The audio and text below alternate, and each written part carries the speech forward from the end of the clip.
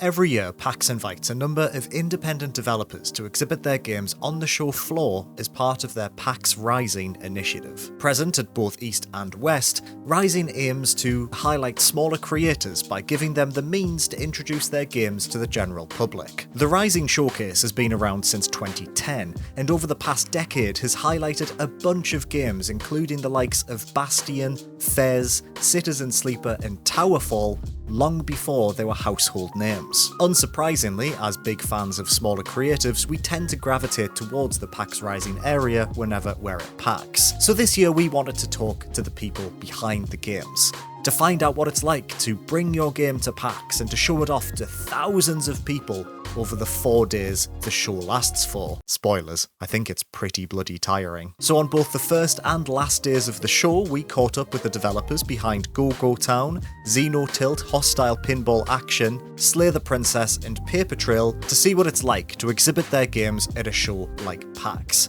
What did they learn? How was it to communicate directly with fans? And, yeah, how tired are you on that Sunday afternoon? Enjoy.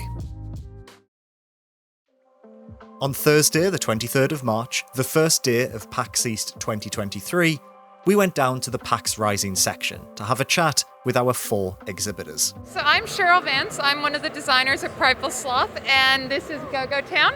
This is our latest game that we've been working on for just over a year now. I am Abby Howard. And I am Tony Howard Arias. We're married. Yes, we're married. And we make Slay the Princess.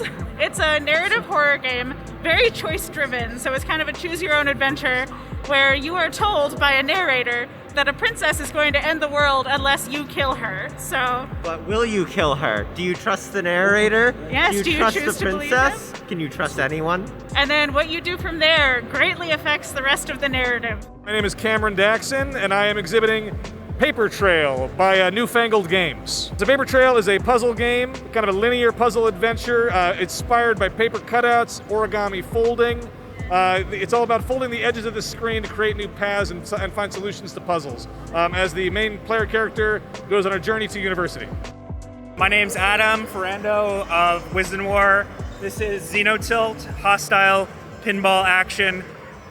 It's the sequel to Demon's Tilt, which we bought here to Indie Mega Booth in 2019. As I mentioned up top, we were especially interested to hear what it's like to show off a game at an event like PAX. So had they ever done something like this before? So I actually have tabled before in Bandland. I'm a cartoonist, so I have a lot of graphic novels and I know people who work at PAX. So yeah, so that's what I've done for many years. And then this is our first time exhibiting as games and it's very, very fun. It's different and somehow less exhausting.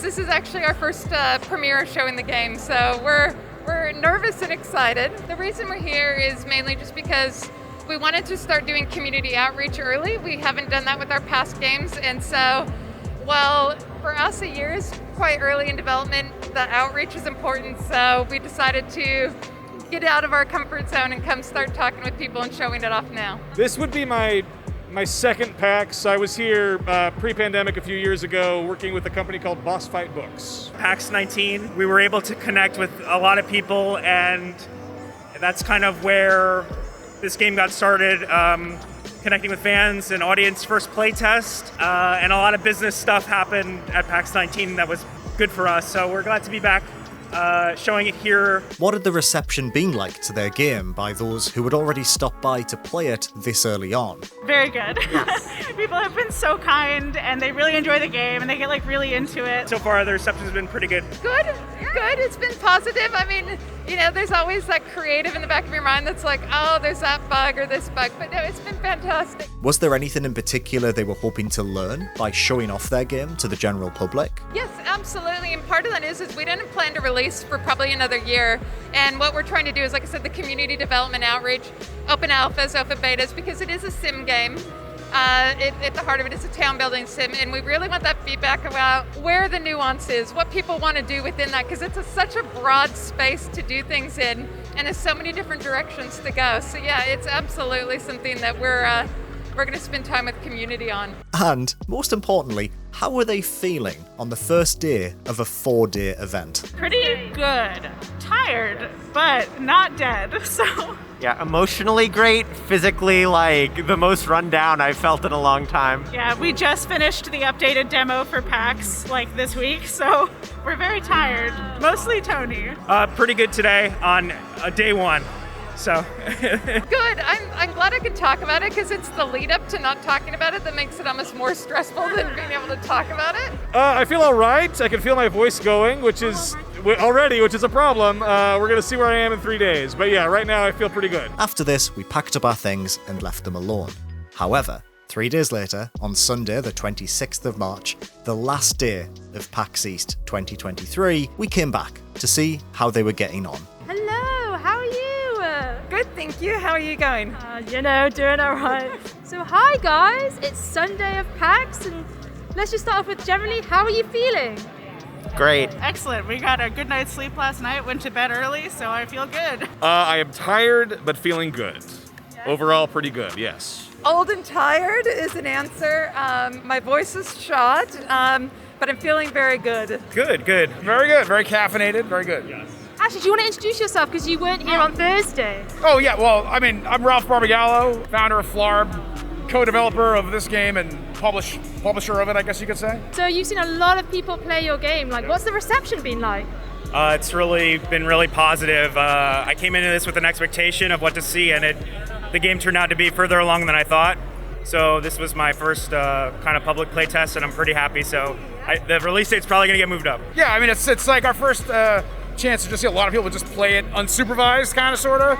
So I've been like looking for bugs and like taking notes and determining what's too hard, what's too easy, that type of thing. It's been fantastic, especially just having announced the game on Thursday as well too. So, and it's been a few years since we last talked to the public because we were here back in 2017 with Yonder. Yes. So that's, with the pandemic, we haven't seen people for a while and show games, so it's been really nice. It's been great. Very, very responsive. It's funny seeing people instantly get it. Like they fold one corner and they're like, oh, I understand this, which is very exciting to see people kind of light up like that. I mean, a lot of wish lists. I guess that's good. Yeah, I would say it's going pretty well. Absolutely incredible. Every time I go to the bathroom, I hear people in line talking about it, which is like absolutely wild. Yeah, and we've had a lot of people walk up multiple times to watch through multiple playthroughs. We see a lot of people slow down and eventually just stop and watch through an entire playthrough.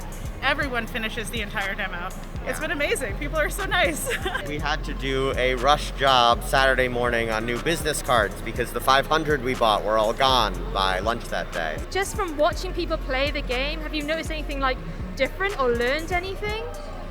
Yeah, we've definitely learned where there's things we could do better. But yeah, as a whole, people seem to get it, and that's fantastic, even though, it's still early for us in development, so we're very happy about that.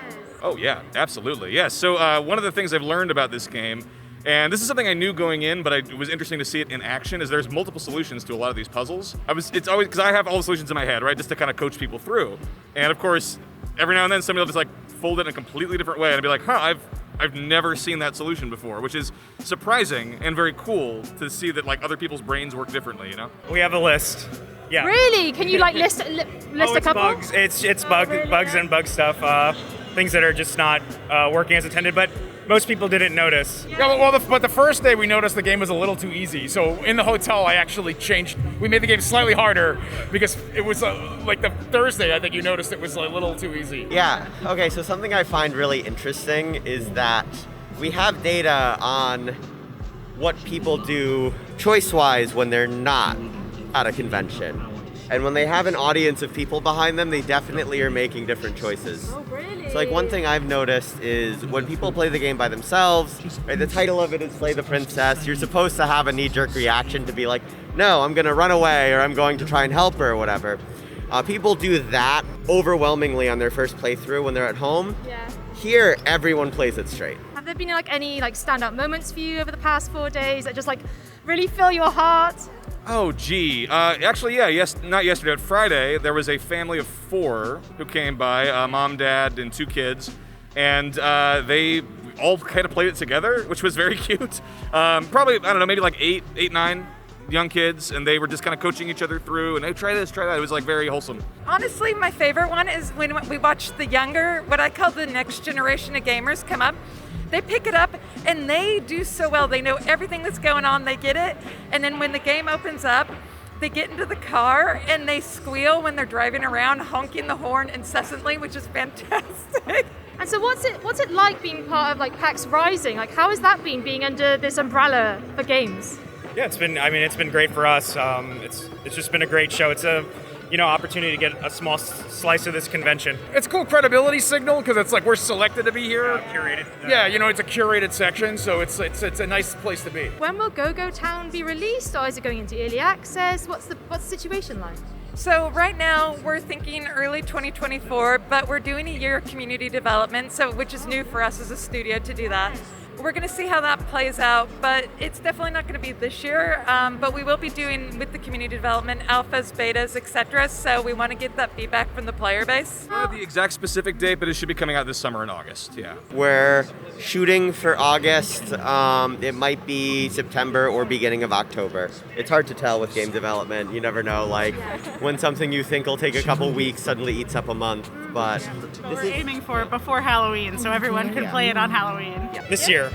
Yeah. Soon, very soon. A huge thank you to everyone who spoke to us as part of this video. They were incredibly busy trying to show off their games to literally thousands of people, so it really is appreciated that they took the time out of their day to talk to us. You can wishlist Slay the Princess, Xenotilt, Go-Go Town, and Paper Trail on Steam right now. Something I think you should do, because they're very cool games. And of course, a big thank you to you, our RPS supporters, without which we couldn't make stuff like this, so it really is appreciated. Cheers for watching, we'll be back over the next few days with some more behind the scenes stories from PAX East. See you then.